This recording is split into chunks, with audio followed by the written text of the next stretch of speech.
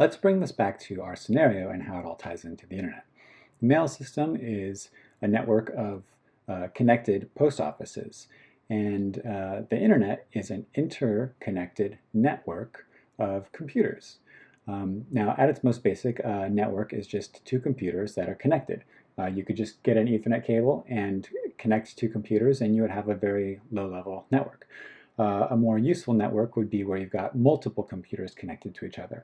And now, obviously, you don't want to have one port per computer in the network and wires connecting every single computer to every other computer, because that would be a huge cable mess. It's a lot simpler to have one computer be the dedicated hub of the network, and all the computers connect to that one computer, the hub, and then that one computer can route information from any of the computers to any other of the computers. It just goes right through that hub. Now, hubs are, you can still set these up today, and a lot of people have set them up in the past. But what's a little bit easier now is to have a dedicated computer that is built for the specific purpose of being one of these hubs. And that way you don't have to set it up, you don't have to worry about somebody turning your hub off or doing a software update or something. Your whole network goes down while the hub is down. Now most of you probably have what's called a router. This is a router, it's a wireless router, and it also has some Ethernet plugs in the back, so I can connect a bunch through the Wi-Fi, and then I can connect up to 4 computers through the Ethernet plugs. And this is actually a small computer. Doesn't look like a computer, but inside there's a motherboard, there's memory, there's storage, and this lives to serve. All it does is it routes network traffic from one computer to another. That's why we call it a router. You could also call it a server if you wanted to, because that's kind of what it is. And so in our scenario, say I want my friend to be able to access this file, and I tell him go to brentonstrine.com/file.txt. That's my web address. So that's it's sort of like in the mail system, you have to have an address.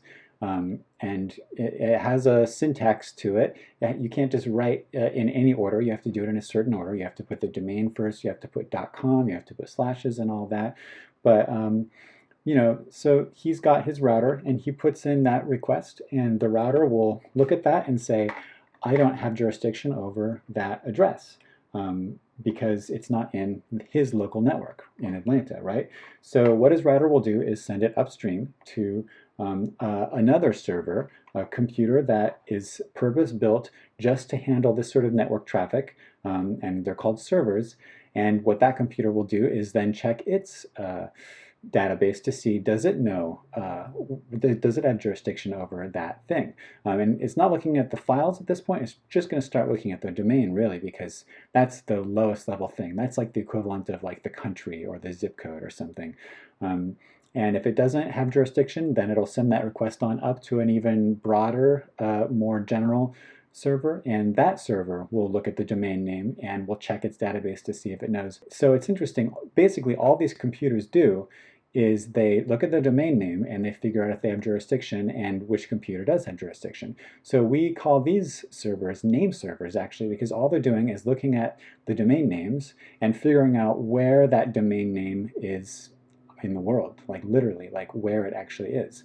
And so eventually a name server will say, I know that domain, I know where it is, and then it'll send you to the actual server. So it will send the request over to my computer. I've got a laptop that has some software installed that allows it to interface with these servers in this way. It's called server software. If you have a Mac, it's installed by default, actually. You just have to configure it, and you can install it on any computer, this server software. So I've got this server software, and it gets that request, and then it sends the file back over the internet. So there we go, job done, right? Well, it's a little bit more complicated than that, because I don't want to have my laptop always on and never have, it's the same sort of issue with a hub, right? If my laptop gets turned off, if I have to reboot it, then my website goes down. So what I want to do is have a special built, purpose-built computer that is a server, not a general purpose laptop, but it lives to serve websites, right? So it's a server, and it has to have really amazingly good internet connection, really fast. It has to be really high memory so that it can hold all of this stuff and have multiple connections. Sometimes, depending on how big your website is, millions of connections at the same time. It has to have a really fast hard drive so it can get that information off of the hard drive. And so really setting up your own server, you can do it, but to have a good server is going to cost a lot of money. And that's why most people, most organizations even, don't bother with setting up their own server. What they do is they pay another organization who specializes in setting up servers to do it for them.